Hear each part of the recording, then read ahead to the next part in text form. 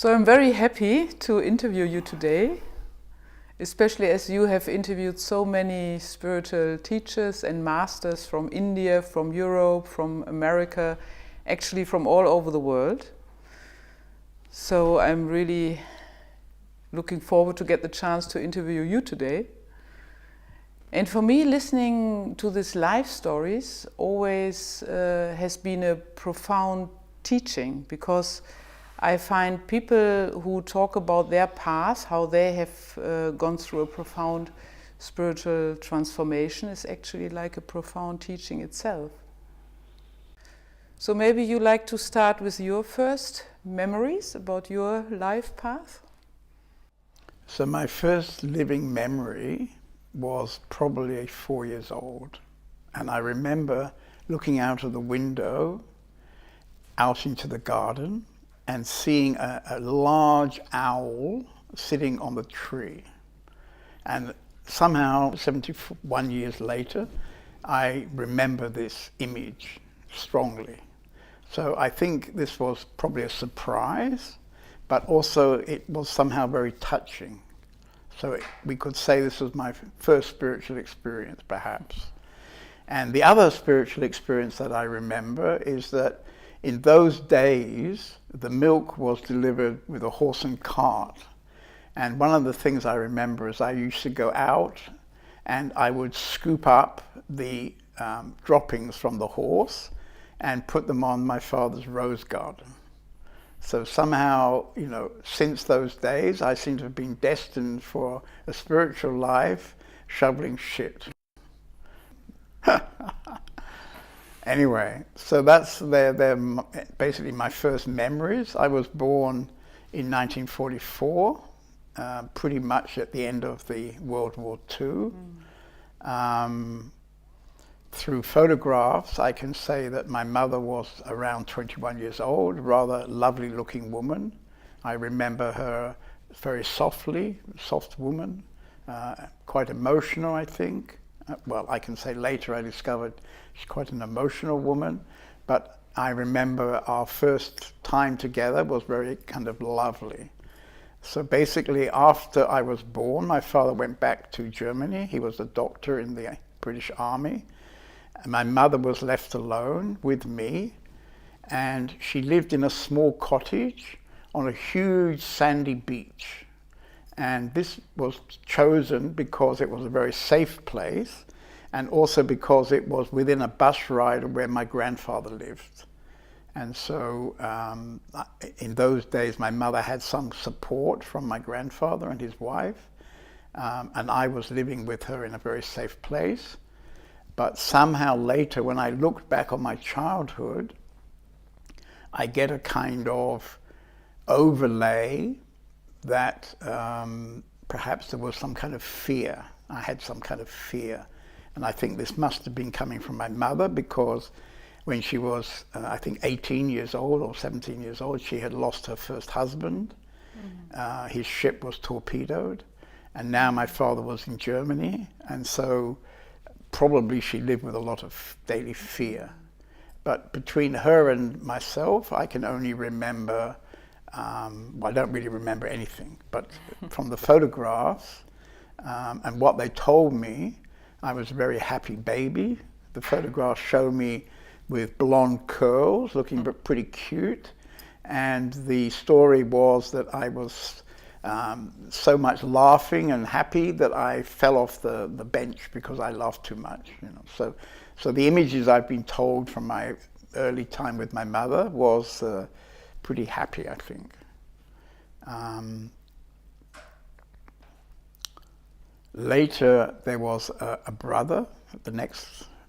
I had actually two brothers, and I think he's about 3 years younger than me. So when I was about 3, there was another baby. And later I could say I was quite jealous about him.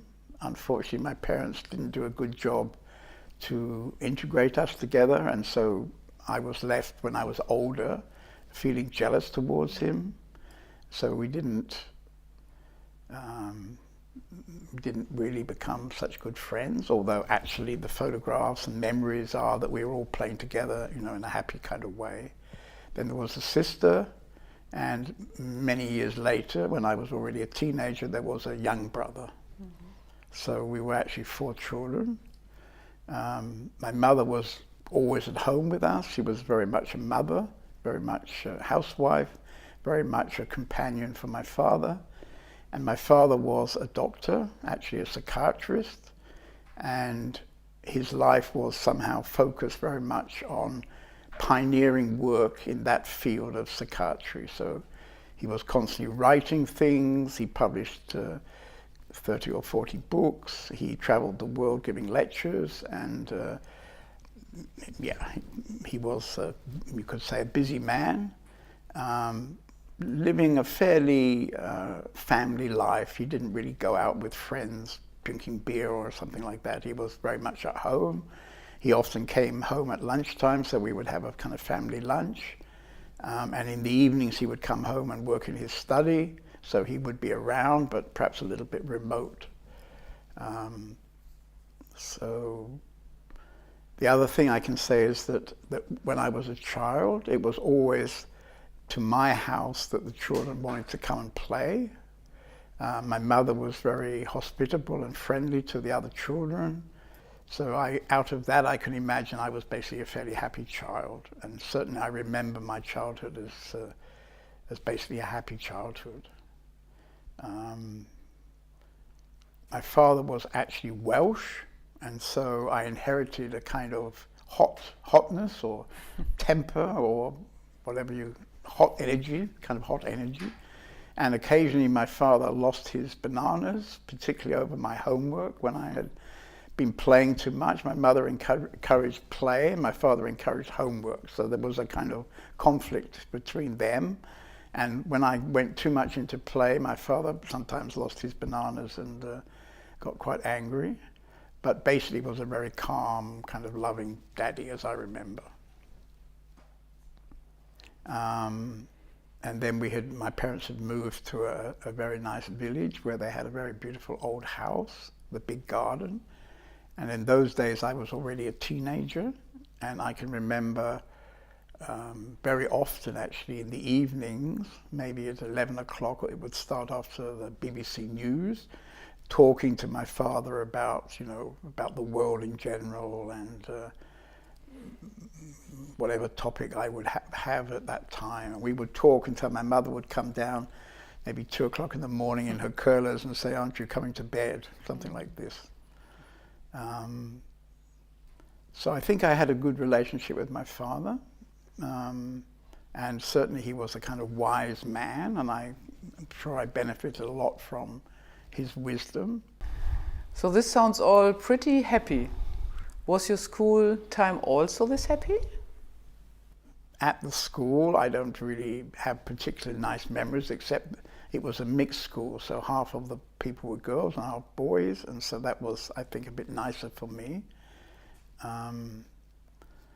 I think from my nice connection with my mother, I had already got a nice feeling towards girls. And in fact, that's continued through my whole life, so that somehow I've spent more time with girls than I have with boys. Probably that started from this first few years when I was living just with my mother. Unfortunately, I didn't have much interest in learning to read, write, or do arithmetic. And the story goes that as soon as I discovered comics around that age, I taught myself to read in a couple of weeks. But basically, otherwise, I was completely not interested in all those sort of academic things. So then my parents didn't really know what to do with me. So then they sent me to a traditional English, they call them public schools, but actually they're private schools. It was the best school available in the town. So in that way, I have to thank my parents for sending me to have good education. But unfortunately, it was completely the wrong sort of academic environment for myself.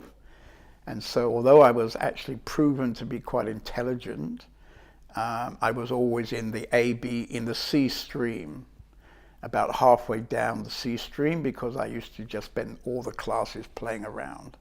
I was completely not interested, as far as I can remember, I was not interested in any of the classes.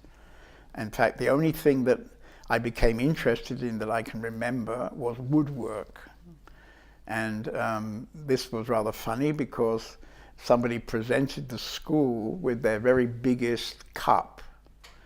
And so although I couldn't run and I wasn't in the cricket team and I wasn't in the rugby team, I ended up winning the biggest cup in the school for building a little sailing boat. I built a sailing boat for myself when I was about 16, 17.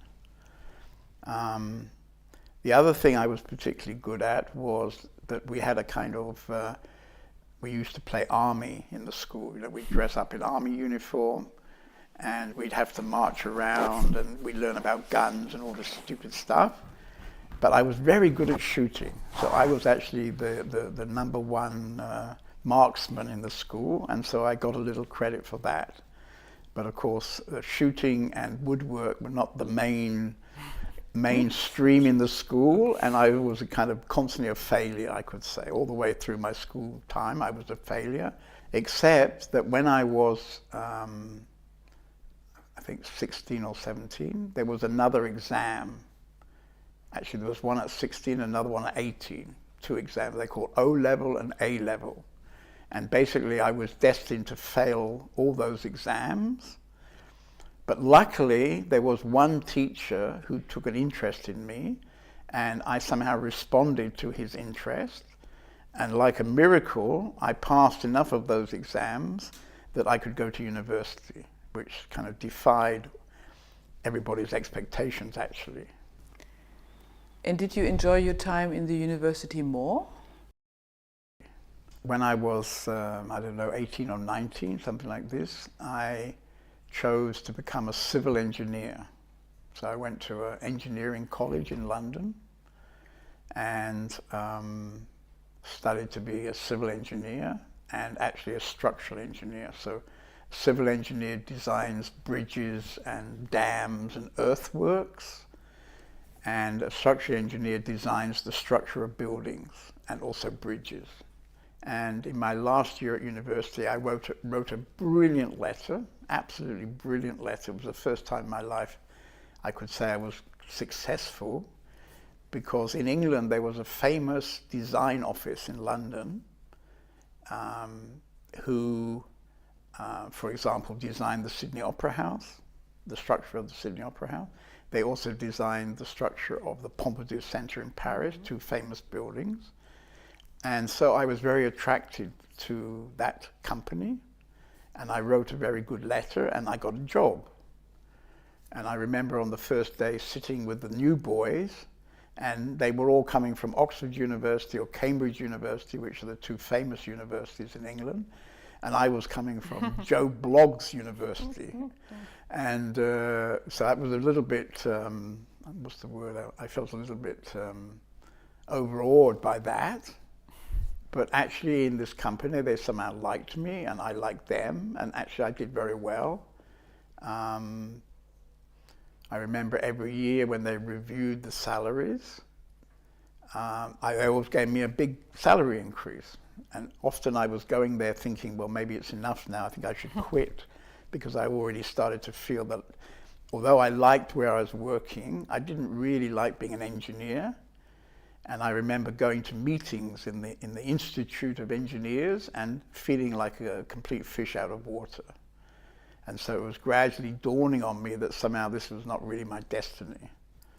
But I didn't know what my destiny was, so every year when they gave me lots of extra money, I said thank you very much and carried on for another year. Finally, I couldn't carry on anymore, and so I in fact made a decision to go back to study and become an architect. So I remember on the final salary review meeting, I went to the pub at lunchtime, had a couple of whiskies, and then I told them I'm quitting, which was very, very difficult for me emotionally. And funnily enough, I remember existence had set up a little trick, because I had a very old, soft Volkswagen Beetle, which I loved a lot. And I used to have it serviced in a garage where the owner had a red Porsche with black leather seats. And he was willing to sell me this Porsche. So I had basically the choice, you know, do I carry on working and then I can buy the Porsche, or do I quit and then I can't buy the Porsche? So this was happening somehow around the time of this decision. And I must have not been an easy decision, I guess. I don't remember really. But anyway, in the end, I decided to quit, go back to architectural school. And this was a tremendous moment of freedom. When I first went to the architectural school, which was a very interesting school, a famous international school in London, where I met, you know, interesting teachers, I met interesting friends, and spent every day in a kind of ecstasy of interest. So I remember once walking down the street and vomiting. I was so excited and so happy with my life that I actually just spontaneously vomited in the street. Although maybe it was a good choice in one way, and my parents, of course, were very happy with the idea that I would be an architect and an engineer. So my mother was extremely happy with me, and my father also. And it looked like I would become a very, you know, responsible middle-class member of society. Everything was very good with the family. But somehow inside myself, probably I was about 27 years old at that point, I was beginning to feel some strong inner feelings of discontent. And of course, I didn't really understand what that was. In a normal sense, I wasn't unhappy. I had my Volkswagen, I had a nice apartment, occasionally I had a girlfriend, and I had some money from working in that company. So basically I was kind of happy, but on a deeper level inside, something was very disconnected and discontented, I would say. So I had a kind of crisis, but I didn't really know what to do about my crisis. I didn't know anybody who could help me. I didn't know what help I needed. But gradually, in the next year or two, it became more strong. And at that point, I met some Japanese architect students at this college, and they invited me to come to Japan for 3 or 4 months in the summer holidays. And this seemed to be a great idea because it would be something completely new, you know, completely different culture, and completely some new adventure, basically. I felt I needed an adventure, or something like an adventure. And so I arranged a holiday job in an architect's office in Tokyo. I arranged to teach English in a language school. They provided me with an apartment. And I remember having a kind of, immediately some kind of cultural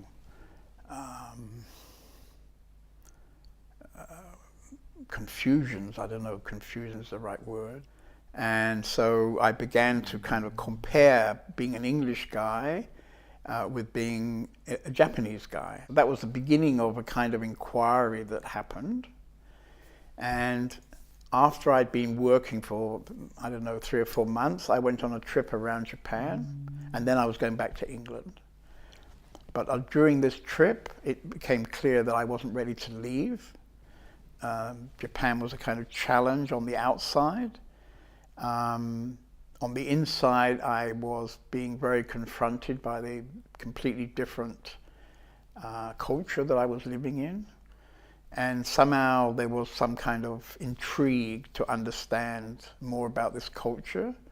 By then I'd been interested in pottery. I was interested in tea ceremony. I studied shiatsu.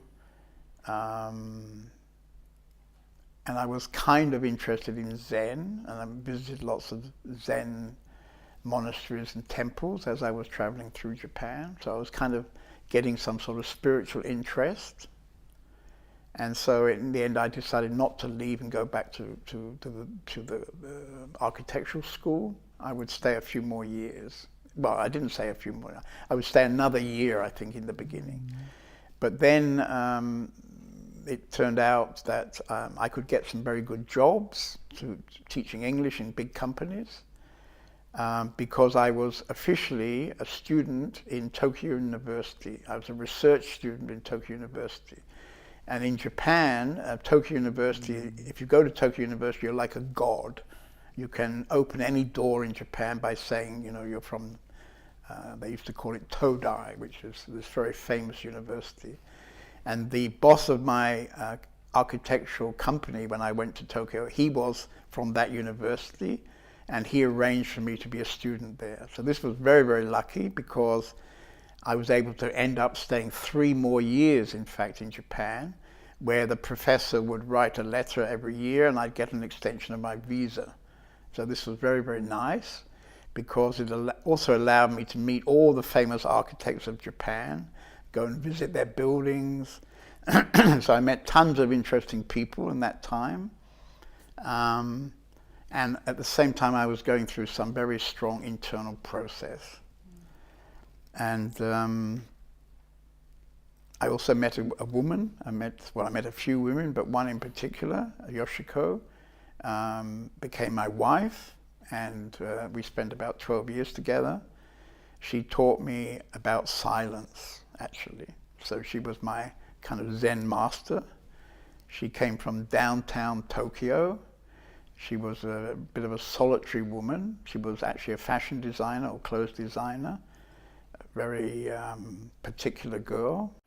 She couldn't speak any English, I couldn't speak any Japanese, so we had a kind of interesting way of communicating through silence, actually, through the language of silence. Existence basically suddenly stepped in. So suddenly from, you know, the right side of the stage of my life, existence stepped in, because what happened was that I had gone to London, or gone to England with Yoshiko. And I remember at the end of our time in London, probably a week or 2, we went to Paris. And the idea was we have a little honeymoon in Paris and then fly back to Tokyo. So that was the plan. And this is where existence absolutely stepped in and completely changed my life. Because what happened was that in the year before that, I had gone to meet an American, he was a German. I went to meet this German professor from MIT in America, an architectural professor, who would talk to me about Japanese architecture. He was kind of expert on Japanese traditional architecture. So I remember I went to Kyoto from Tokyo. I went on the train to Kyoto to meet him. And when I got to the bus stop, there was a man standing smoking a pipe, and he was wearing orange clothes, and he had beads around his neck. And on the beads, there was a photo that looked like Karl Marx. I thought it was Karl Marx, but it turned out to be Bhagwan Sri Rajneesh. And that night, instead of talking about architecture, we started talking about all kind of spiritual stuff. He was there with his Japanese wife, also wearing, I remember, an orange dress. And they had invited, or I had come with, I can't quite remember, there was a young Chinese woman also there. So the 4 of us, I remember, we sat through the whole night, and we would talk about chakras and meditation and spiritual masters and all this kind of stuff, which presumably I must have been interested in because we talked through the night. Then we went to sleep in the morning, and in the afternoon when I was leaving, they wanted to play me a little audio of Bhagwan.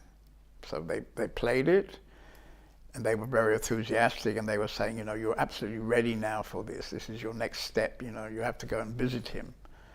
And as they played this, I was going something like, well, he's got a horrible way of speaking English, and I'm not interested at all. Completely not interested. I remember in those days I was wearing a little white suit with gold glasses, with a little trimmed beard. You know, I was this sort of funny middle-class, lost soul, actually. I was a lost soul in those days. So as you weren't really interested, how did you meet Osho? So then when we went to London, we went to Paris for our honeymoon. When we went to the airport to fly back to Tokyo, They announced at the airport that the plane was delayed. They put us in the hotel for the night, and the next morning they gave us a new ticket, which was Air India. So we got on the plane, and when we got towards Delhi airport, I said to Yoshiko, well, maybe we just get down and have a few days holiday here. So that's what we did. In those days, you could just go and point to your suitcase and go off the plane at the wrong airport. There was no problem with security in those days. And so we got a guest house somewhere, and we were in Delhi. And then I think in the next day or two, I went to the travel office to confirm my ticket to go back to Tokyo. And as we were talking, the man told me, well, this is a regular ticket. This is not an economic cheap ticket. This is a regular ticket. And if I calculate the mileage from London to Tokyo, you could fly all through India for free. So this was kind of shocking news. So I said to Yoshiko, well, we could do our honeymoon now. Why don't we do a 3 weeks honeymoon now, and we go back a bit later to Tokyo. So that's what we decided on that plan. We had a wonderful time, traveling through India to all the tourist destinations. And finally we got to Bombay. And when we were in Bombay, we remembered that the ashram where Rajneesh was and where my German professor friend, where he might be right now, was only a few hours on the train. So we decided to go and visit him. So I remember we arrived in the, what's it called, Bhagwan Sri Rajneesh Ashram, and we came in, and somehow it was a very strong moment, I can say. It was a very strong moment, because suddenly, spending a few days there, I started to feel very, very good. So these years of feeling confused, feeling disorientated, feeling basically very unhappy, not having any idea what I wanted to do in my life. Suddenly, the atmosphere in this ashram was deeply touching me. I would go to his morning discourses, and he was talking about different spiritual traditions or different spiritual masters, all kind of stuff I'd never got involved with before. So this was very interesting. He was very charismatic. He was sitting on a simple stage in a white gown, and he told a few jokes, and there was like a few hundred people sitting in front of him. And I found the whole thing very beautiful, actually. And then the people I met in the daily life of the ashram, I could sense very open-hearted people, very nice flow between the people. And so then I did a little bit of meditation, which I'd never done before. I remember the first time closing my eyes, and I was supposed to keep them closed for an hour. And I remember sitting there with closed eyes thinking, well, what am I doing? This is such a waste of time. There's so many things I could be doing in this hour. So I was very mindy in those days. And I spent 3 weeks going around the ashram saying, why? Can you explain this? Why? So anyway, but out of all this, I think I did a workshop which gave me a taste of another way of understanding life. Probably Yoshiko was a very good support at that time, because she had this kind of natural silence. So probably it was easier for her than it was for me. And we basically decided, well, we'll go back to Japan, we'll work hard for a year, get married, and come back. So this is basically what we did. We went back to Japan. I worked all the time. I didn't do much study. I just worked to make money teaching English. Yoshiko carried on with her job. When we got married, her father gave her the same amount of money that I had. So I think we both had 1 million yen, whatever that was. I don't know how much that was, but I remember a funny thing, because we were basically planning to travel back, through India to England and start our married life. Yeah?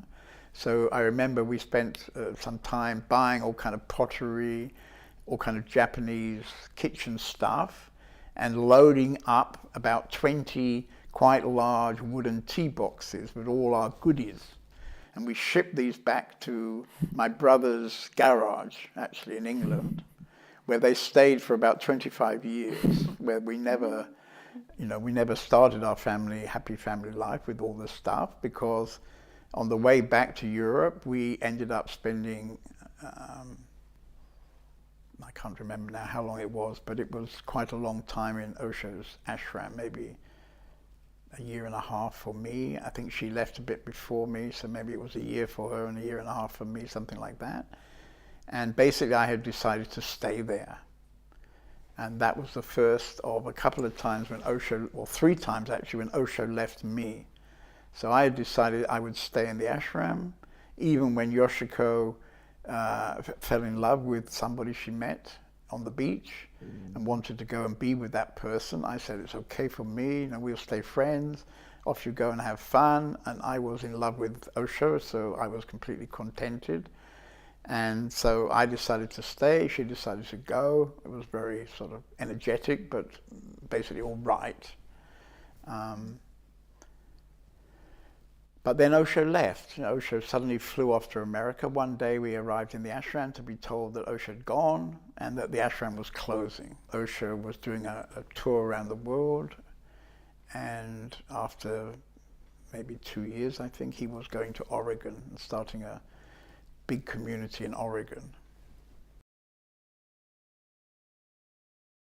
I was faced with going back to England, which was about 6 months after Yoshiko had gone back to Europe. So we met up again in London and started a new life together in London. So during that time in London, we needed to find a way of surviving. We had no money. I had a nice apartment, which a friend had been looking after. So I was able to get my apartment back, so we had somewhere to live. And we needed to create some income. And so we decided, I know how it started. So at the end of our street, there was a market every Saturday. And then Yoshiko had the brilliant idea, why don't we sell silk kimonos? Because she had a friend in Japan who could send kimonos to us. And after a time, we realized that the street market wasn't the right place to sell silk kimonos. So then we started going to antique markets, where kind of upmarket places in hotels, selling our silk kimonos there. And then Yoshiko had a completely brilliant idea, because in Japan, the working women in the fields used to wear little baggy trousers and a little fold-over jacket. And the fabric was indigo. It was natural indigo dyed fabric. And they dyed this in a way that there was a pattern, a white pattern on the blue. And in those days, jeans were like the hot thing. And this was a sort of variation on jeans. So I remember one afternoon we went to this very famous boutique, to the buying office. There was a woman there, her name was Maureen, and we had a suitcase, and we took out our suitcase, and she said, okay, I'll take the things I really like and I'll put them over there. And basically she took out everything in our suitcase and put it over there. So it was a kind of very energetic moment, because basically she just loved the stuff. And before we knew what had happened, she'd put it in the window of her boutique. It was in the fashion magazines almost immediately. And, kind of overnight we had a hot business. And we created it with the help of this woman into probably one of the strongest fashion statements of that summer. And after we conquered London, we then went to Paris, Milan, other towns in Amsterdam. We traveled in a car all around Europe, basically, and we sold this stuff everywhere we went. So suddenly we found ourselves with an incredibly hot business. It was so hot that we hardly could have time to sleep, actually. So we made lots of money. We were very busy. But in the end, it made our relationship very pressured. And also, I was beginning to feel that I missed Osho, that I didn't really want to do this business anymore. I was still running around in orange clothes with a necklace, which was okay for the fashion people because they're used to funny people, so they could accept me okay. So basically, at a certain point, we were very exhausted, and we agreed one day, let's just stop. So basically, from one day to the other, we just stopped. And I said to Yoshiko, well, I want to go to America. By that time, Oregon was busy, and you could go and visit and stay there. So I said to Yoshiko, I'm going to go to Oregon. She said, no, I don't want to come there. So it looked like we were going to separate. But then, maybe a week before I was leaving, she relented and said, I'll come too. So we went together. It was quite an exciting place, actually. There were hundreds, thousands maybe of people there. I think we went to a special festival where there were maybe 10,000 people. It was like a huge celebration. And at the end of this celebration, I think I decided I wanted to stay longer, and Yoshiko decided to go back to London. So again, we separated. Anyway, after some time, Osho left. Again, it was the second time he left me. He left. By that time, I'd become quite a good meditator. So that was very much my focus, that I would regularly meditate. So I worked in the community there and also meditated. That was somehow my lifestyle. And then suddenly Osho left. This was when he'd got arrested and had to leave the country. So then the community collapsed. And at that point, Yoshiko decided to come and visit me. So that was quite nice. She came and joined me again. And our companionship, our love affair, whatever you call it, continued again. So we'd had already twice, I think, we'd separated, and then twice we'd come together again. So we had a very strong bond. And ending up in a small town south of Los Angeles called Laguna Beach. That was probably where I had my first Satori. Actually, my first Satori happened on a family holiday when I was around 10 years old. So,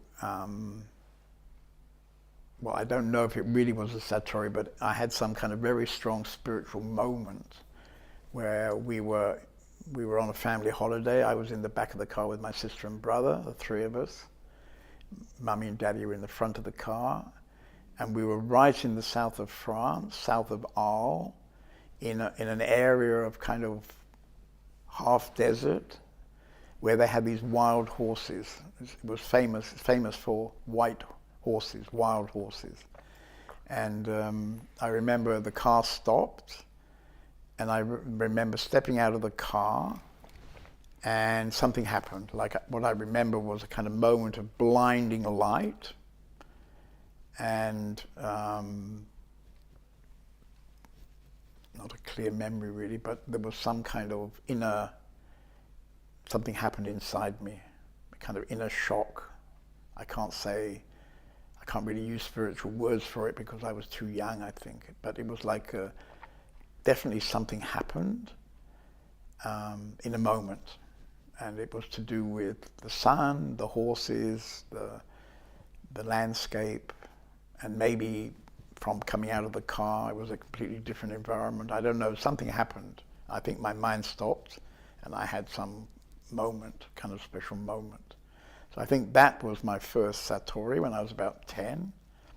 But during the time I lived in this little town in California, I remember there was some hypnotherapy training. I think it was a 1-month training. And I had a very nice connection with the man who was the hypnotherapist. He was one of the main Osho's therapists, actually, living there. And we had a personal, nice connection. So I decided to do this workshop. I don't know how soon, but after maybe a week, we had a day off, and something happened on the beach. We'd all gone down to the beach, and something happened to me. And the next day, I didn't feel to go back into the workshop. I remember I went and in the property where the workshop was, there was a little stream running through the property, and I had a strong feeling to just go and sit by the water. Again, I remember sunshine, I remember things like dragonflies floating around, butterflies, and I was sitting there feeling, incredible ecstasy. It was just like, wow, so much ecstasy, so much beauty. Yeah? And I don't know really, but I don't think my mind was functioning. And so I was basically in a very empty space, you could say. Maybe it was a satori, I don't really know what happened. But as my memory goes, it was very peaceful, very empty and quiet. And I was very present with the beauty of the nature, you know, the sun on the water, the butterflies, everything was beautiful, very beautiful. And were you still together with your Japanese wife? I mean, could you share with her your spiritual path? By that time, Osho was now back in India, back in Pune, and basically everybody was beginning to go back to India to be with him. And so Yoshiko and I decided we'd go back to London together, and I had the plan that I would then go to be with Osho. I think that's what we did. We went back to London, and Yoshiko basically decided that she wanted to stay in London. She didn't want to come with me back to India. So we had this very strong period when it wasn't clear what was going to happen. And finally I made the decision that I have to go back to Osho. I have to continue my spiritual work. She wanted to stay in London and continue her clothes designing work. And so basically we decided we'd separate. And this was really intense for me because I completely love Yoshiko. She was, it wasn't a normal kind of connection somehow we had. We were incredibly deep friends, and she had very lovely characteristics. She had a wonderful heart. She was kind of small, always dressed like an art gallery. She used to cook amazing Japanese food. No man in their right mind would ever leave a woman like that. She was like everybody's dream wife, really. But I couldn't stay with her. So, I wanted her to come, but if she wouldn't come, I had to leave, basically. So I remember we got to our last night together. She was in bed asleep. I was sitting in the chair. And I did a very nice drawing. I've still got it. A very beautiful drawing of a seashell, or maybe 2 or 3 seashells. And I think this was symbolic of how I saw her. You know, she was like a little pearl in a way. I saw her always as like a little pearl. I think that was more or less the end of our living together relationship. We'd been together maybe 12 years. We're still friends now. You know, many years later, we're still friends. So the connection never really broke. But, you know, she made one choice, I made a different choice. So you told you had this lovely connection to your family. Did this continue? No, not really. My connection to my family was working until, basically until I went to Osho when I was 30. And then I started getting letters from my mother saying, you know, what are you doing sitting in the sun doing nothing? What about your life? You know,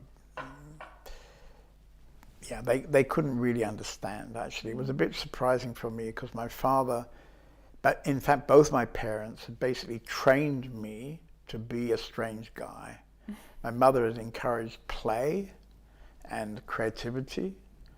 My father had encouraged things like, when I got to 18, he said to me, you don't come on the family holiday this year. Off you go. And I'm like, what? Can't come on the family holiday? And he threw me out of the nest. You know, he said, off you go. And I ended up hitchhiking around Europe for a month or 2. So actually it was great. I had a great time, but I absolutely wasn't ready to not come on the family holiday, you know. So in that way, he was a very wise guy. But when I showed up, as I say, with a beard and orange clothes,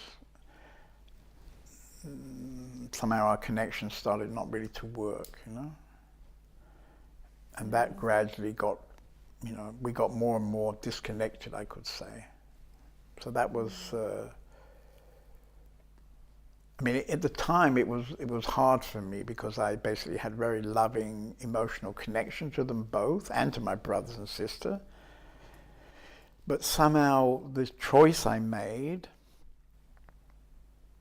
it was a choice that I couldn't go back on, I couldn't compromise on.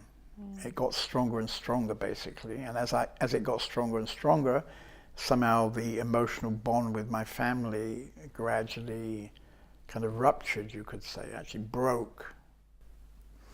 Because you had a very clear priority, you left your wife and you also left your family behind. Although you really loved them, what happened then?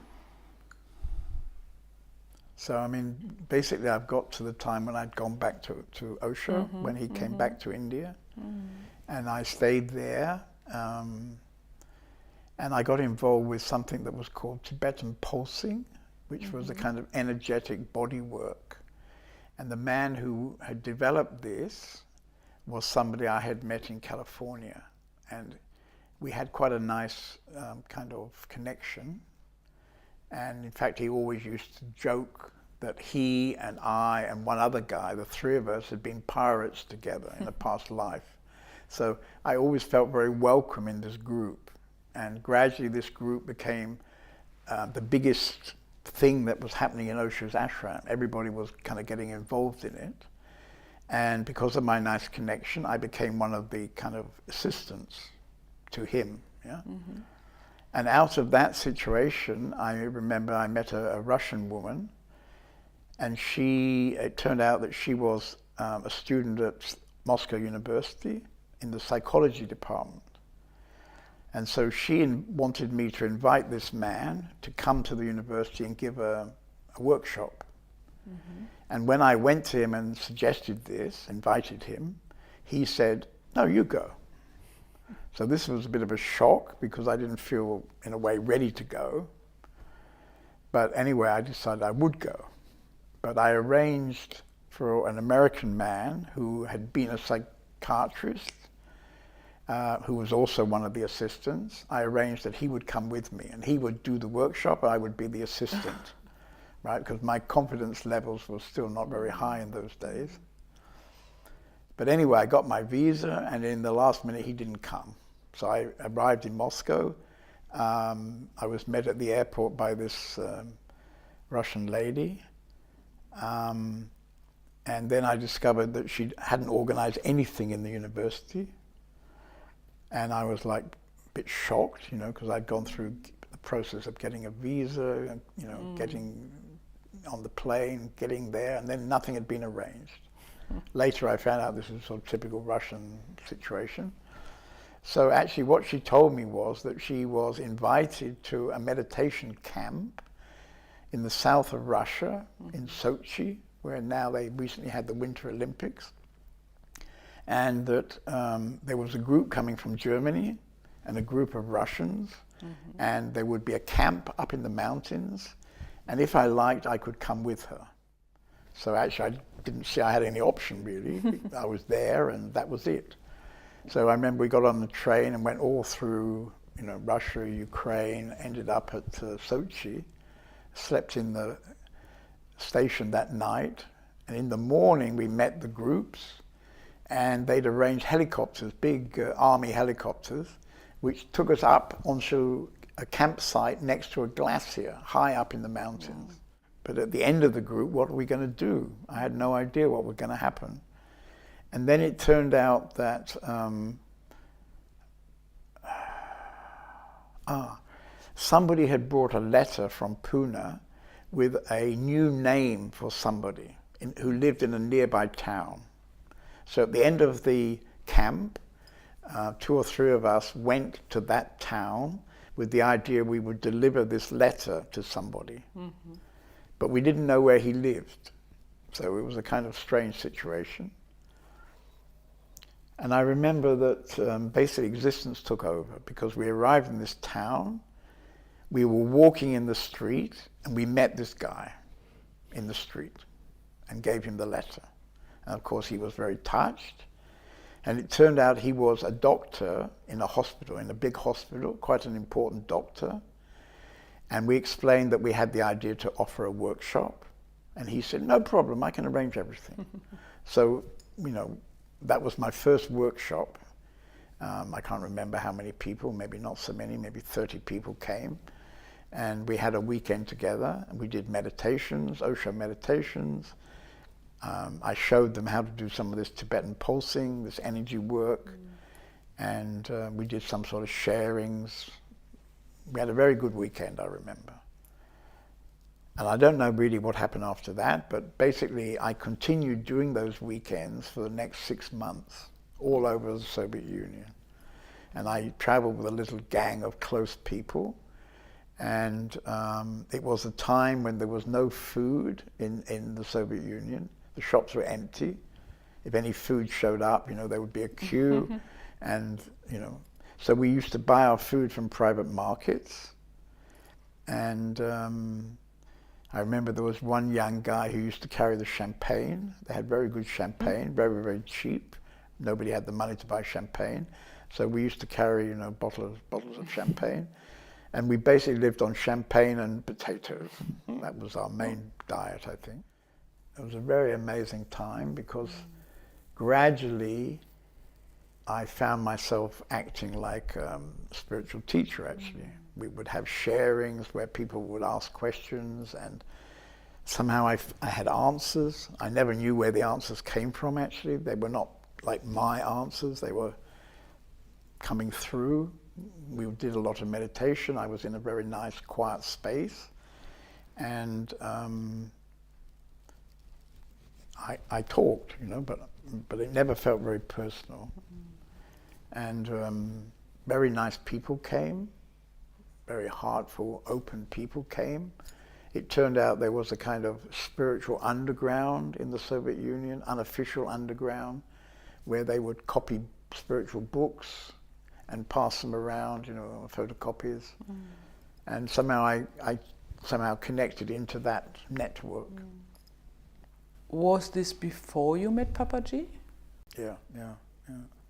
Yeah, actually it was just before, because when I came back to Pune and met this man who said, go to Moscow, by that time he'd been told some of the stories that happened in this 6 months, where apparently I did outrageous things. And because of these outrageous things, he was very sort of pissed off. I don't think he was really pissed off with me, but he played out that he was pissed off with me. So I became a bit disillusioned with him and the fact that he was pissed off with me, because I thought I did a wonderful job there. And it always felt to me he was slightly jealous because, you know, I traveled all over the Soviet Union, met many people. I was doing his work, but, you know, I'd gone from being an assistant to being almost a guru. And maybe that was a bit too threatening in some ways for him. He was more having women around him, not having really men around him. So there seemed to be some kind of personal thing going on. And at that moment, I heard about Papaji. So basically I was ready. Oh, the other thing that had happened, probably before I went to the Soviet Union, Osho had died. So that was a kind of very strong moment. It was the 3rd time Osho had left me, and this time it was final. I stayed actually 1 or 2 years more in the ashram. I felt myself in quite a good space. I felt I'd achieved a lot through my years of meditation. And then what happened in the Soviet Union seemed to confirm that I had kind of got to some understanding. So I was actually quite content, you know. I felt I was knocking on the door of enlightenment, you could say, something like that. Right?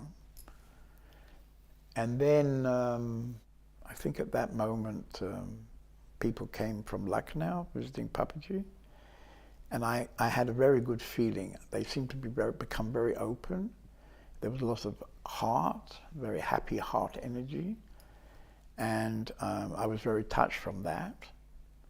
And then a close friend came back, and he tried to explain to me all about the I. He kept saying, this is very simple. Can't you see it? Can't you see it? don't you see how identified you are with the idea of being somebody? Can't you see it? Can't you see it? And I completely couldn't see it. So I'd been with Osho for about 15 years. And of course, I'd gone through a kind of transformation. And for sure, I'd become very quiet. I think I developed a good awareness to look inside. The workshops had helped me understand, maybe childhood issues and such things. But I had never understood that the I was not real. It was never a question. So when this man came back from Papaji, he tried to show me that this I was an illusion. I couldn't get it. So I somehow felt inside me, I have to go and meet Papaji, because maybe if I go there, maybe I can understand from him directly. Something that my friend kept saying is terribly simple, terribly simple. And later I could say, well, yes, it's terribly simple when you understand, and when you don't understand, it's terribly difficult. But somehow after many years, and Osho had died, and 2 years later, in a way I think I was ready for some other step. How was your first meeting with Papaji? At that time, I had a Russian lover who I'd met in Russia and who had left Russia with me. Very juicy, rather beautiful woman. And we decided together we would go to Papaji. When we first arrived, we stayed in a hotel. And then probably the next day, we rented a bicycle rickshaw and asked him to take us to Papaji's house. We didn't know exactly where the house was, but we knew the name of the area. It's called Indira Nagar. So anyway, he said yes, he looked like he understood. So we sat in this bicycle rickshaw. It was very hot. And for maybe half an hour, he pedaled up the main road and then went to this area where we told him we wanted to go. And he started driving up and down the streets, and we were kind of looking out for the house, but we didn't really know the address. And this poor man, he was sweating, we were sweating, he was sweating, and I was getting really concerned about him because it was extremely hot, and he was all the time pedaling and looking, weaker and weaker. And I remember at a certain moment I said to him, stop. I stepped off the rickshaw, I looked up, and on the gatepost it said Punja. And I suddenly thought, that must be the house. Punja is his family name. And then I looked up, and there he was. He was walking down to the gate. I was walking towards the gate, and we just met at the gate, as if it all been planned somehow. It was just like an amazing meeting that had all been planned by the divine or something. And I was in shock. I immediately went into shock, of course. And he said things like, where's your luggage? And where are you staying? Things like that, very ordinary things. And I was like, no, don't worry about me, we can manage. I was like, suddenly I've met God and he's worrying about my luggage, something like this. But anyway, so that was how we met, which was, of course, very, very beautiful. And then I think almost the next day, but it might have been a couple of days later, there was the Buddha's birthday. And somebody told me, if you like, you can go to Papaji's house. So this was also a shock, because in my 15 years with Osho, there was never a question of going to his house. There was never even a question of meeting him. I never met him in 15 years. He was far away, from everybody. Osho never was social at all. So I thought, well, I go to his house. So this Russian lady and me, we went to his house. There was maybe 10 people in his small living room. He was sitting on a little platform. These people seemed to know him very well, so they were gently talking. Maybe there was some spiritual questions, I can't remember, but I think it was more like gossiping together about people. Has Fred arrived, or when does she leave, that kind of talk. But anyway, It was very nice, very lovely energy. I was completely touched to sit there because from Osho being always far away, suddenly I was sitting in the room with Papaji.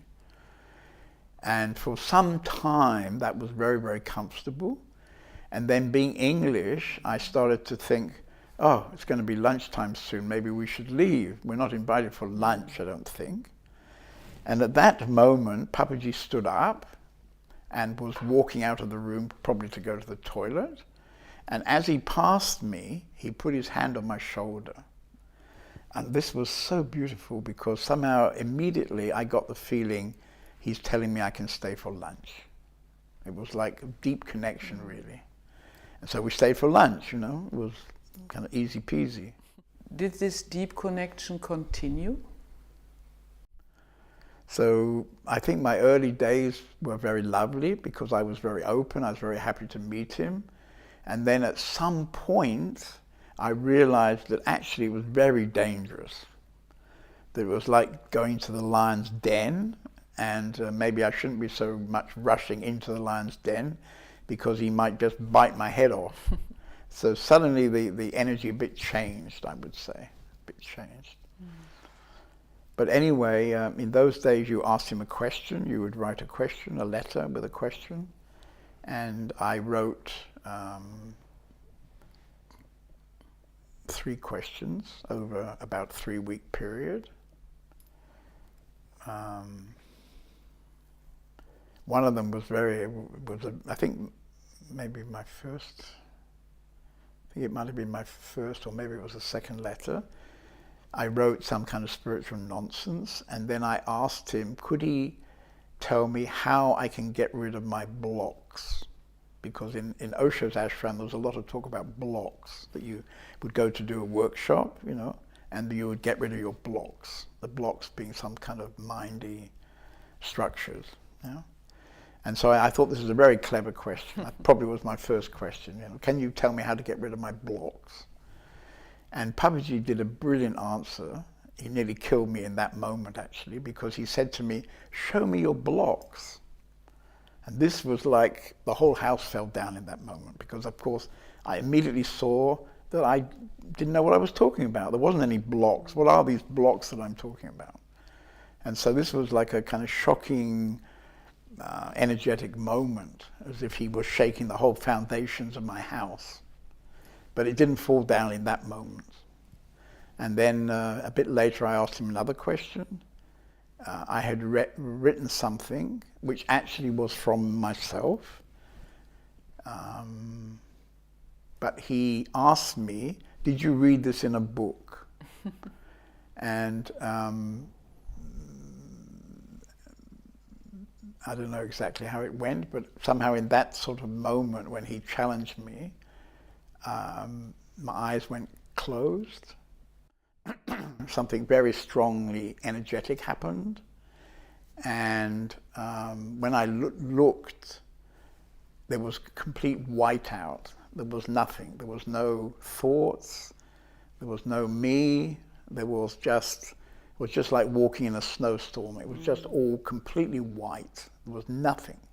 And I also discovered I couldn't open my eyes. So it was very, he did something, or his energy did something which was very powerful. I was sitting, you know, on the floor, and he was sitting on a platform. The rest of the people were sitting around. And I think after some time, but I've no idea how much time, he asked me some silly question like, where do you come from? You know, what's your country? And then I sort of struggled and managed to get my eyes open. And then I was completely like drunk, I could say. I was completely drunk. As if, you know, when you wake up out of sleep unexpectedly, you feel very disorientated, something like that. Yeah. And then he said, come and sit with me. So he kind of dragged me up and put me next to him on this platform with maybe 50 or 100 people in front. And I think he put his arm around me. I think I probably couldn't sit really. I was too kind of gone. So he put his arm around me. So there was this enormous feeling of of caring, something like caring, you know, that I was supported. I remember looking inside, well, anyway, my eyes closed and I was looking inside, and I became aware of a feather, and this feather was spiraling down inside a huge space, like slowly spiraling down in this huge space. He was probably joking and talking to me, and I don't know if I was replying, I can't remember. And after some time, he asked my girlfriend to come kind of get me, and she kind of took me back to the back where I was sitting, and I kind of slumped on the floor. And the meeting stopped. He stopped the meeting, and he got some people to sing bhajans. And this went on for some time, like a sort of celebration. And then at the end of the meeting, he went out. Before he went out, he called me back. So I kind of staggered back to the front, like a drunk. And I remember he said to me, well, you won't need to come tomorrow. But I didn't really register that, you know, but I heard him say it, you won't need to come tomorrow. And then he went out of the room and everybody left, and I was left sort of on the floor there. I was like a bag of potatoes, lying on the floor actually. And I remember my lover and a few friends came around me. They kind of held my hand, held my legs maybe, and I was kind of sitting there with these people. Then somebody brought me a chai. There used to be a chai walla outside the meeting.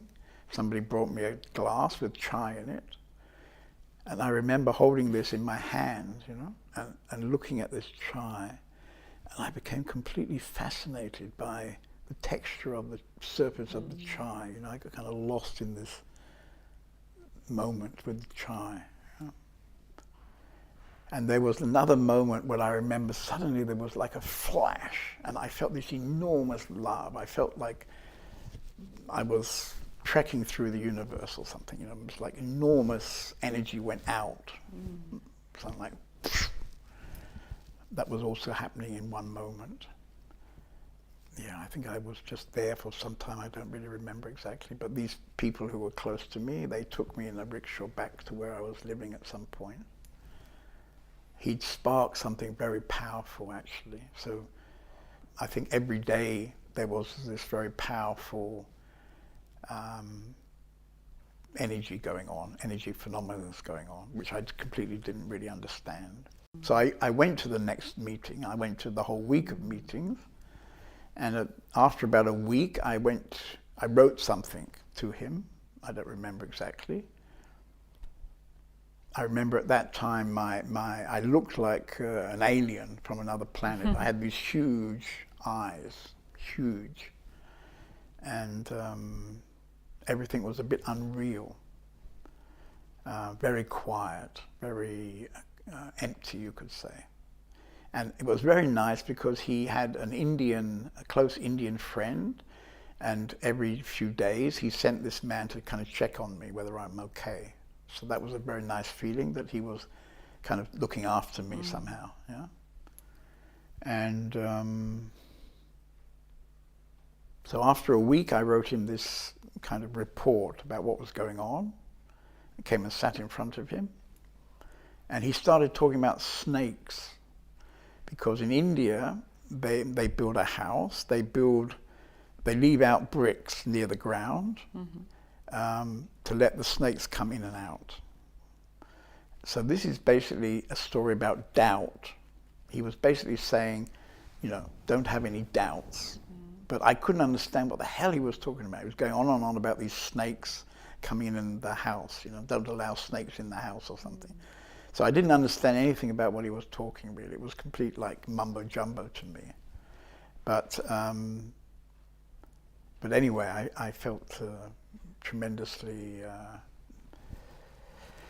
kind of on fire, I would say. I felt a bit like I was on fire, something like on fire, but in a very silent, quiet way. And this went on at least for a month pretty strongly, where it felt like I had a washing machine going on inside. Everything was churning around. Everything was a bit unreal, a bit strange.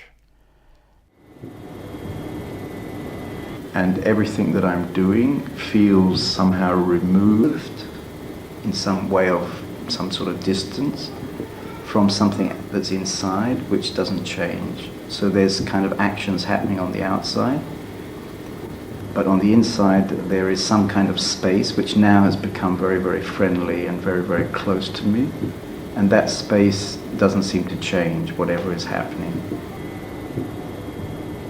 If I was looking at the camera now, and if I was really talking to somebody who is back in the world,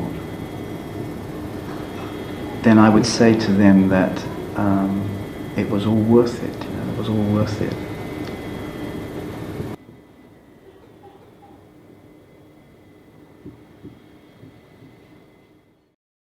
I don't remember now when it happened, whether it was during that first month or a bit later, but I remember one lunchtime I was sitting with this lover, and suddenly there was like a bolt of energy came from me to her, like, and then she went into the same kind of strange space. She also looked like an alien, and I remember that we spent the afternoon together. I was kind of caring for her. And finally, I was so concerned, I took her to Papaji's house, and she had these big eyes like I had. We were like kind of alien couple or something. And he said something like, "Oh, it's fine, bring her to the meeting tomorrow." And then her name was Jaya, which means victory. And next day when I took her to the meeting, he gave her a new name, which was Vit Jaya, which means ultimate victory. So this was very, very lovely. But actually, at that time, our relationship had begun to crumble. She would go back to Pune and get our belongings, and I would wait for her to come back. And somehow, when we were saying goodbye on the train, my intuition told me she's not coming back. And sure enough, she didn't come back. And so I rented this house, and with a friend of ours, we stayed in this house. And this was quite interesting because the friend was a rather beautiful young Italian girl who'd been my lover's friend. And now suddenly we were living in this house together. It was very, very hot. So naturally you would be naked. It wasn't a big thing to be naked because it's so hot. And I remember we used to sleep together in the bed together, naked. I was very attracted to her. She was absolutely beautiful. There was no sex at all. No sex happened, and I discovered I couldn't be sexual. It was like the plug had gone out of my sexuality. Perhaps it was the first time in my life when I really discovered a different relationship where sex wasn't part of it. And I also discovered that actually women rather like this kind of sexless energy. And so actually I didn't have any sex for 1.5 years or maybe 2 years. And it wasn't a decision, it was just that the plug had gone and I couldn't do it. I mean, the penis just didn't work. It was like a wilted banana, you could say. Yeah? So this was also very interesting, and this came out of what happened to me. So this must have been a very intense time in your life. After this thing happened and my girlfriend left, she didn't come back with our belongings, so I had to go and get our belongings. So I went down to get our belongings and came back. And then the question in a way was, what am I going to do? So before I left, I met Papaji, and he told me, when you go to get your things, go to Ramana Ashram. And I said, well, I also thought to go to a few other ashrams. No, just Ramana Ashram. So I went to Ramana Ashram and then came back to Lucknow, and he had suggested I run a guest house. So at that time, most people stayed in hotels, but as the numbers were getting more, there was the idea that people who wanted to stay longer, they would run a guest house and make a little income so that they could stay there. So I rented a very nice new house, nobody lived in it, from a very nice man, and I ran a guest house. Nearly for 4.5 years, I think I ran this guest house. And I thought it was about making money to stay there, but after some time, I would get into all kinds of different stories with the guests. And gradually I realized that I was living in a kind of laboratory, And each guest was bringing me some kind of experiment. And this experiment would show me some kind of structures, mind structures. And it was a very interesting time because the identification with I had been cut. So these things were happening, but there was nobody to get emotionally dramatic about them, you know. So it was very easy to observe these different aspects. Like one guest would arrive, and the first thing he would do is to spend an hour to put all his clothes neatly in the shelf in the cupboard. You know? Another guest would arrive, just bonk his suitcase in the middle of the room and disappear for hours. And I would have all kind of judgments about these people and what they were doing, you know. And so it gave me an amazing chance to somehow understand myself, you know, to understand what was going on, what was inside me. And I mean, I'd done some of that in Pune, of course. I'd done workshops there, but this was a bit different because there was not this identification working. So it was almost like I'm watching somebody else, what's going on with somebody else. So it was actually very easy to watch. So gradually, you know, I had all kind of adventures with the guests, and I learned all kind of things with the guests. I had a cook who came and cooked in the evening. We had a dinner in the evening with about 15 guests, maybe 20 guests. I used to host it every night, you know, when we talk about whatever. And did you have closer meetings with Papaji during this time? Well, yes, I mean, there are a few stories I could tell, of course. There was one story where at some point I got the idea that when Papaji leaves his body, we should have some kind of trust or foundation to look after his material. So this was something I was sharing with people. At that time I ran a bookshop with his books and Ramana Maharshi's books. And out of that space I had this idea that we should create a foundation. I was kind of putting it out, you know, canvassing for this idea. And so I'd gone to his house to ask him if it was okay, which basically was to show no interest. So, but then suddenly he said to me, "Can you bring your cat?" Because he'd heard that I had a cat, or two cats actually. I said, "Papaji, why do you want me to bring my cat? It's only got one eye. I've only got a one-eyed cat." No, bring your cat tomorrow, bring your cat. We've got lots of mice in the house, we need a cat. So, okay, and, you know, I put the cat next to lunchtime. I put the cat in a bag, you know, and took him to Papaji's house. He invited me into his bedroom. He sat on a chair, I sat on the floor, and we let the cat out of the bag, and he ran around the room, you know. But then he started talking to me, and gradually it dawned on me that he was the cat and I was the mouse. And basically he wanted to tell me to drop this idea that I had about the foundation. How he did it, I can't remember, but out of the meeting it was absolutely clear that he'd taken me into his bedroom to tell me, drop it. And the way he did it was with his cat. And he kept the cat for a few days. I don't know if anything happened with the mice, but anyway, he kept the cat. But that was a sort of very, in a way, beautiful Papaji story. You know, I was there for 5 years, so I've got, you know, quite a few stories. Another very beautiful story was that I decided I'd like to make a book because there were many people having this realization moment or Satori moment. And he would always invite them next morning, okay, tell us the truth, you know, talk to us from truth. And nobody could do it. Everybody was just silent. And sitting in the audience, I thought, how would it be if I interviewed them? And I came to them, or came to that moment from different directions. Probably I could get them to talk about it, I thought. Yeah. So I started interviewing all these people. Like the day after they'd had their Satori, I would go and interview them with a camera. And I was gradually collecting all these interviews, and I had the idea I would make a book. And so I wanted to ask Papaji, you know, is it okay? You know, do you like this idea? So I went to his house. I had an appointment to go to his house. And I remember we sat together. He had the living room and 2 bedrooms, and in between there was a little hallway with a bench. We sat together on this bench. And again, I was feeling like the mouse with the cat, you know, it was like pretty hot. And I was trying to explain my idea for the book. And once again, he showed zero interest, no interest at all in my project for the book.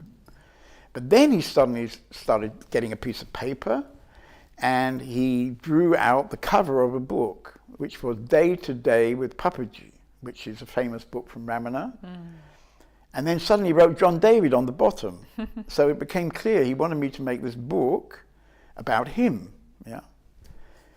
So this was completely shocking, because one minute he showed no interest in my book, and then suddenly he was inviting me to do this other book. But he didn't really make it clear how I was going to do this book.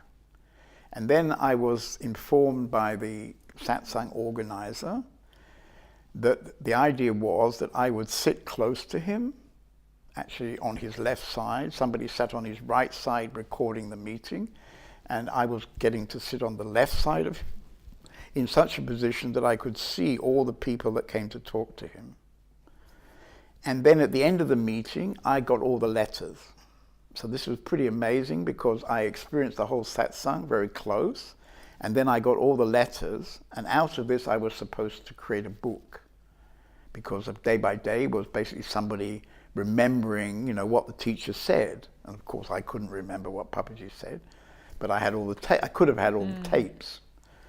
I can't really remember what happened with this project, but basically I was also supposed to write to people who he'd written to and ask them to send their his letters back, so I couldn't, you know, publish all these letters. But actually I never got it together. I don't know why I didn't get it together, but I didn't get it together. I think it was never really clear what I was supposed to do, and probably I don't know. But anyway, for many months I had this special seat, and it occurred to me at a certain point that I was in a kind of apprenticeship, actually, because it's very beautiful to watch the kind of expressions on people's face as he would talk to them. You know, I would see these sort of satori moments kind of like erupting in front of me, you could say. Yeah. So that was a very beautiful kind of thing, which again came very unexpected out of me asking for him to bless my project and him giving me this other funny project and then getting a seat next to him. So those kind of things happened. I mean, I always felt quite connected, very connected, I would say. But I never really spent time in his house. There was a group who used to go every night for dinner. I never went because I was the host in my own house. I didn't feel the need to go there because I felt very connected. So I basically would stay at home and be the host in my guest house. Yeah? So I didn't go every night to his house. But those kind of moments that I've just described, I mean, there are other ones I could tell. I mean, we had, I think, a very good connection, actually. And I would say I still have a good connection. Yeah. And how did Ramana enter your life? Was it through this visit to Ramana Ashram? Actually, he came into my life when I was still with Osho. I had rented some old rooms in a palace, in a Maharaja's palace. And when I came to live there, there was a big pile of rubbish in one of the rooms. And in it, there was a picture of a man, naked, with beautiful eyes, wearing diapers. And I thought, oh, it's very beautiful, beautiful photograph. And I put it behind the cupboard, but I didn't know who it was. And I don't know what happened really, but gradually it came out from behind the cupboard, got a new frame, it went on the wall. Somebody told me this is Ramana Maharshi, a famous Indian saint. And gradually I found out he had a teaching, who am I? So I was kind of interested, but not very interested. And then when I went to Papaji, Papaji had a big picture of Ramana Maharshi on the wall behind him. And when he came in, he would namaste every day to this picture. And he would tell us, I'm just a channel for Ramana Maharshi. And so then when I went to his ashram, there was a stronger connection.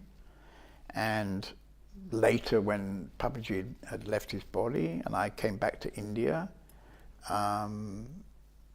somehow Ramana Maharshi by then had become even more strongly inside me. And now in January, I'm going to take my students for the 20th retreat in the town where Ramana Maharshi's ashram is, just a few minutes from his ashram. And so basically every year I re-establish a deep connection to Ramana Maharshi. Yeah. Were you in Lucknow when Papaji left his body? No, actually, I think about a year before he left his body, I got this voice inside me, actually for a whole year, so it must have started about 2 years before he left his body. I got this voice inside me, like a message saying, "Cello, cello," means go away, go away. And so I sort of resisted it for a whole year. I didn't want to go away. I couldn't really go away. I felt so connected, there was nowhere to go. And then finally, I remember I had rented out the house to a man who was going to look after it. And then he gave up the job, and so I had to give up the house and I had to leave, basically had to leave. So I left, went to Australia, a country I didn't know, and ended up, after many adventures, I ended up in Sydney. No way of making an income.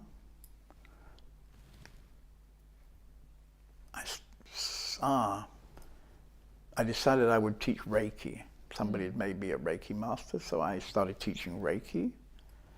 And then the man in the center where I taught Reiki, he wanted somebody to teach meditation. So I started doing Reiki and meditation. And then after some time I found another center and then another center. So I was teaching in 3 different centers, which gave me enough to live on. I used to go out of Sydney to a small village called Pearl Beach, the beautiful little holiday village on the beach. And we would have a weekend Reiki retreat, maybe once a month, something like that. And on that particular weekend, I remember one lunchtime, the Saturday lunchtime, I'd gone for a walk alone. I'd looked at a sign, a street sign. I can't remember what it said, maybe Crystal Avenue. There was some word anyway that triggered something. And I got this message, like a busy fax message started coming through, basically saying something like, "You've got some work to do," blah, blah, blah. You know, I can't remember now what it said. I was a bit surprised, and it went on for the whole weekend in different aspects of the message. And I didn't give it very much attention. And then maybe around 3 weeks later, a friend came with a nice little sachet to put around your neck, and she said, "This is Papaji's ashes." And I said, when did he leave his body? And then we got the date.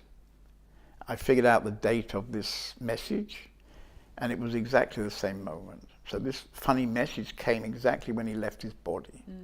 And so then I took it kind of seriously. I thought, well, maybe I have to do something.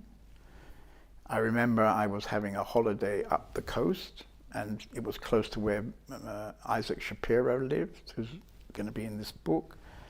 So I went to his house and said, "Look, I got this strange message. It seems like I have to take it seriously. I'm teaching meditation, Reiki. What do you think I should do with this message? What kind of work what sort of work am I meant to do?" And then he talked about satsang, because he'd already for some years been offering satsang meetings. So he said, "Why don't you invite a few of your students and start a different kind of meeting?" And that's what I did. And that's how it started. We started in somebody's living room, and within a month, let's say, quite quickly, I had half a building in the middle of Sydney. I had about 40 students coming to my meetings, and it was all kind of like unbelievable. You know, there was like this energy phenomena happening. And then my father had his 80th birthday, and so I decided for 3 weeks I would go to England. So I didn't know what to do with this very energetic situation. And so I arranged somebody I knew from Lucknow to kind of take over as a substitute teacher while I went away. And when I got back, he'd convinced half of my students that he was a much better teacher than me, you know. So I kind of came back to a rather tough situation. And I don't really remember. I mean, I carried on teaching, and probably I gathered other people. I don't really remember what happened. And then at some point, I got the message to leave Australia. I found myself deciding to have like a year's retreat near the Ramana ashram. I rented a nice apartment there and lived by myself, very quiet, and going to the ashram, sitting quietly. And then I remembered a message I had got one morning at breakfast in Lucknow. So about 10 years before, because I spent 5 years in Australia, I got a message one morning that I should go and film the Indian masters before they pass away. And this was this kind of incredible message because I wasn't a filmmaker and I didn't know who I should go and film. And so basically for 10 years I did nothing. And then when I found myself living in India for that year, this project came back and I started doing the project. I mean, basically, I made a list of 12 questions and I decided I would ask each master those same 12 questions. And after a few years, I had interviewed 16 masters and I published a book called Blueprints for Awakening. So each master basically gave his blueprint how you could become awakened or enlightened. And I made a film of that. I mean, each interview I filmed and we made that into a film. So it was a film and a book. And it took a few years to do the interviews, but it was a very beautiful time because it was somehow very energetic meetings happening with these masters. Many of them became sort of friends or colleagues or inspirations, I don't know the right word, but we had very nice connections. And so I would go back each year. I had my retreat. I would put everybody in a bus and we would go on a sort of spiritual bus journey and visit some of the ashrams and some of the masters. So this was actually very nice for a few years. But of course then they started dying. That was the original message, was before they die, and they were all starting to die. So now we don't have any masters to go and visit anymore. But anyway, out of that project, I also got the idea, or I was given a message probably, to do European masters. So I did another book and film about European masters. So this is actually a great blessing in my life because through the interviews, I shared very intimately and very intensely with 30 or 40 masters. And I still have a nice connection with most of those people. So that was something that, in a way, touched me a lot and supported my own sharing. How did you eventually get back to Europe? It was interesting. I came from India finally. It felt like the time, it's time to come back to Europe. But I didn't know where I was going, and my parents weren't interested in me coming to see them. And at that time, I met a French woman. Often in my life, women have kind of played a part in the next step. So she said, "Oh, I've got a very nice friend in Germany, in Wolfenbüttel, Buckel. We're a small town in the north of Germany, in a forest. He's an alternative doctor. You can go and stay in his house. He has a very nice house. I'm sure he'd love to have you staying with him." So I went there, she came there too, and we started having meetings in his house. And somehow my destiny was set again. I arrived with a big suitcase, minus $5,000, and no future at that moment. I mean, I didn't know what I was going to do, really. But almost the day before I left India, I met somebody in the street who lived in Leipzig in Germany. And I told him, I'm going to Germany, And he said, "Oh, if you go to Germany, get in touch. I'll arrange a meeting for you." So that's what happened. After I'd been in the doctor's place for a while. And finally this man from Leipzig invited me to Leipzig. And out of Leipzig I was invited to Dresden, from Dresden to some other place. And I think about 8 months I was traveling non-stop from town to town. At that time was a hot interest in satsang. Magazines had written all about Papaji, and there was a lot of interest in satsang, the word satsang. And I had an amazing time actually, meeting lots of new people. Often people who didn't seem to have a spiritual connection with any teacher, which was a bit surprising because Germany had many, many teachers traveling around. And sometimes I thought, well, what is my role? What have I come here for? Because there's already so many teachers. But anyway, as I say, I met people that didn't particularly have a teacher. And then I remember that I had gone to a festival. There was a big spiritual festival in those days in Baden-Baden. It was called the One Spirit Festival, or the Rainbow Festival, I think. And I think it was my first year there. I was completely unknown, so they had given me a fairly small room. It was very hot, I remember. And this room got completely packed. And they were all out in the corridor outside. We left the door open. They were all kind of, the overflow had gone out of the small room into the corridor. And at the end of the meeting, I was kind of exhausted because it was very hot and there was all this energy.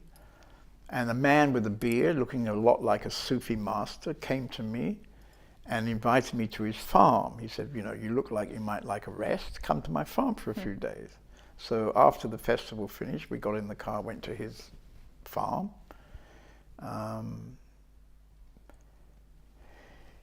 He was an Osho sannyasin, and he'd built a big meditation room in his farm, one of these big old farmhouses. On the ground floor, he had horses. It was a horse farm. He looked after people's horses. And on the first floor, he'd made this meditation room, and then there were other levels with other rooms and things. And he said, well, you know, come and use my meditation room. I said, well, that's very nice. I said, I don't know really. I don't know, you know. I said, we have arranged to rent a house in the summer, to have a retreat in the summer. Maybe we could do the retreat here in your farm. Oh, yes, yes, he said, yes. He made some alterations so that it would be more workable. And we decided to come there. I said, don't worry, there'll only be probably 20 people. I'm not very known. And then we came there, I think it was for 2 weeks. And over the 2 weeks, 50 people showed up. It was very energetic. Everybody was very happy with what happened. And at a certain moment, people said to me, why didn't you ask him if we could live here? We could make a community. I hadn't thought of that, but I thought, well, that's okay. I'm open for that. So I went to the farmer and said, you know, some people really like it here. How about if we come and live here and make a community? Sure, yes, do it. I didn't know it, but at that time he'd fallen in love with one of my students, so he was more than happy that we would come and live there. So he said yes, and we started a community. Well, we didn't really start a community like that, but we had a meeting. I said, okay, let's have a meeting about it. So everybody who wanted came to the meeting. Most of the people came to the meeting. I said, okay, if you're interested in this community, sit on that chair and tell us your interest. And about 25 people sat on the chair and said they're interested to come. So we set a date, you know, you can come from this date. And I think nearly everybody came. I think we had about 20 people quite quickly. And a lot of the people had children, so it was very energetic, mothers with children and so on, living on his farm, and there were beautiful horses there. So we helped him clean the horse stables as a kind of rent, as a kind of payment to be there. He became one of my students, and for 2 years we had a community there. Wow. And meanwhile, I would travel around Germany and Europe, actually, giving these meetings every night in different towns. And then I would get in the car and show up there and maybe have a weekend there. And we kept this going for 2 years, a very energetic time. And did your wife from Australia support you? Yes. So I had met a woman in Australia. I'd separated from the Japanese wife, and then I'd gone back to India, then I'd gone to Australia and after some time I met an Australian woman, Carly Davey, Sally, and she had a teenage daughter.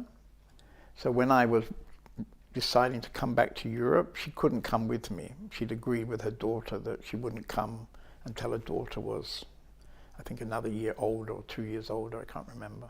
So I came to Europe alone, and then she came a little bit later, and then she became somehow the organizer of the community.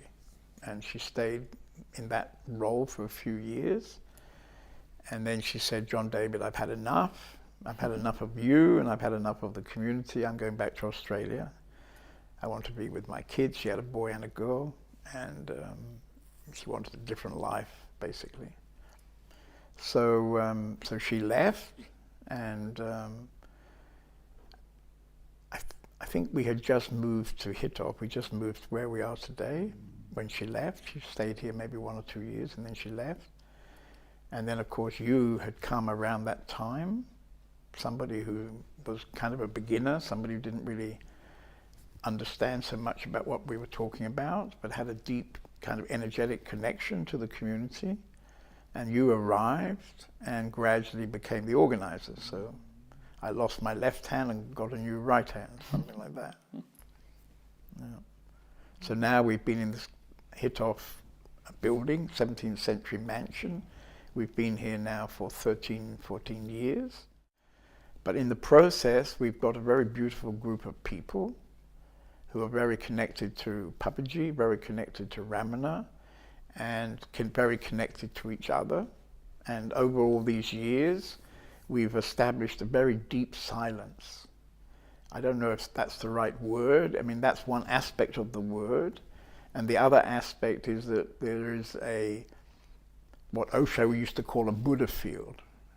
I wouldn't really use that word, but everybody who comes to this house or this community feels that there is a kind of energy field here, which often they call love, that there's a great love here. So this is something that has been created together over many years. Quite a lot of people have lived in the community, some of them staying a few years and passing on. Other people have now been here for almost the whole time. 2 or 3 people have been here maybe 12 years, something like that. And we've established a very strong bond together, and we have a lot of fun together. I mean, we work very hard to support ourselves. We run a guest house, we have a seminar business, a massage business, and then we have an art gallery and a publishing company, which don't make money for us, but we put a lot of energy into them because we love beauty and love having exhibitions of beautiful paintings. And books, we published about 30 books in 4 languages, and we have made about 8 films to do with the topic of truth, different aspects, you could say. So the publishing company gets a lot of the energy of the community, and today I'm talking for this new book, Meetings with Remarkable People, and this in a way comes out of our community energy. A lot of people in the community are supporting this book, this project, and also it comes out of the fact that over the last years I've met all these masters along the way, and out of those meetings I've selected some people to go in this new book. So you have 3 communities, one in Hitov in Germany, and one in Tripilya in Ukraine, and another one in Denia in Spain. And a lot of teaching is actually happening through these communities. Can you maybe say something about this? Yeah, I mean, in the end, the teaching is the life. It's not separate from the life, you know. I mean, when I first started my spiritual work, I had a kind of concept that if I would understand certain things, I would become kind of spiritual. And maybe if I did certain things, like not eat meat, eat tofu, meditate in certain ways, if I did those kind of things, I would also become spiritual. But now, I think years later, I have a different idea about all that. And now it's more about living the moment now. And it's not so easy to live the moment now because we have a kind of weight of beliefs, we have a weight of ideas, how we got brought up in our family, in the particular country, the culture. We have a weight of ideas spinning through our mind, and therefore we are kind of living in a movie of all our ideas and beliefs, concepts and so on. And this separates us from the moment. And so in a way, what we're doing in this community is that I'm pointing, when people get caught up in their movie, I'm pointing to not be caught up in your movie. Just be present. Do what existence is showing you is your next step, is your next moment of your life. And there's nothing special, nothing like some special thing called enlightenment. Nothing is going to happen like that. You're already special. You're already enlightened, if you want to say it like that. And the problem is that there is so much between your true nature, the enlightenment, and the way you're living your life. You know, it's like looking in the open sky, and in the open sky there can be clouds, and those clouds prevent us having an intimate connection to the open sky. And so in a way the message is, when the clouds appear, you need to be aware, and in the daily functioning, everything in the daily functioning is going to show you your particular clouds. And those particular clouds are not so particular, they're a bit common to most people. And somehow by living together, we're constantly acting like mirrors to each other. So I have formal meetings where I talk in a more intense way to somebody, but I would say the teaching is happening in our community through the daily work that we've chosen to do to support ourselves. So it's a very intense kind of teaching that goes on 24 hours every day. And this, of course, is not for everybody, such an intensity. And so we've been a community of 20 people, plus we have maybe another 20 or 30 people who come and visit occasionally. I call it a Sangha group, you know, it's a little bit wider group who don't want to live here, but they like to come here regularly. I have retreats where those people come, and also people I don't know suddenly show up. So there is different mechanisms for me to meet and share with people. And I like to put people in touch with Ramana Maharshi's question, who am I? I like to put people in touch with opening their heart. We have mantra singing, for example, which gives a kind of opportunity to open the heart. And then, of course, people are invited to be a volunteer in the house to experience this day-by-day kind of teaching, where you yourself can see into a mirror. So if you're working in the kitchen, you know, somebody will say, we should cook this, and then somebody else says, no, I want to cook that, and then, you know, whatever, something happens. You know? And this is, if you're really aware and if you're open, you can quite easily see gradually your own mind patterns, the patterns that keep you away from the open sky. And this is what, in a way, I was doing in Lucknow with the guest house. I didn't realize in the beginning. Papaji said, run a guest house for my people, he said, you know, run a guest house for my people. And then later I realized it was a lot to do with something for myself, to get clear of my inherent clouds, you could say. And that's what I continue to do in this community. I mean, I could mention perhaps one last thing, because now I'm 75 and I can see that I'm moving into the kind of winter of my life. And quite consciously 5 years ago, Destiny had taken me to Ukraine, taken me to the old capital of Ukraine. It was the old capital of Russia actually, but it was in Ukraine, kind of historical town. And I was invited to give a meeting there. And on the second evening, I was inviting people to come and talk to me. Various people came. And one young woman came and told me that she found my meeting the same energy as her home. And of course that was a bit interesting, a bit unusual for somebody to say that. And later, when a whole group of people had taken me out to a cafe, it turned out that her father, her stepfather actually, had been a Russian satsang teacher. So when she was a teenager, she'd seen this film, Blueprints for Awakening, which I made, with her mother when she was a teenager. So she grew up in a family where the spiritual interest was quite strong, and she'd come to this meeting. I'd actually met her stepfather in Russia. We'd had tea together some 2 years before, and in that 2 years, tragically, he and her mother had eaten mushrooms, and they had become poisoned from these mushrooms.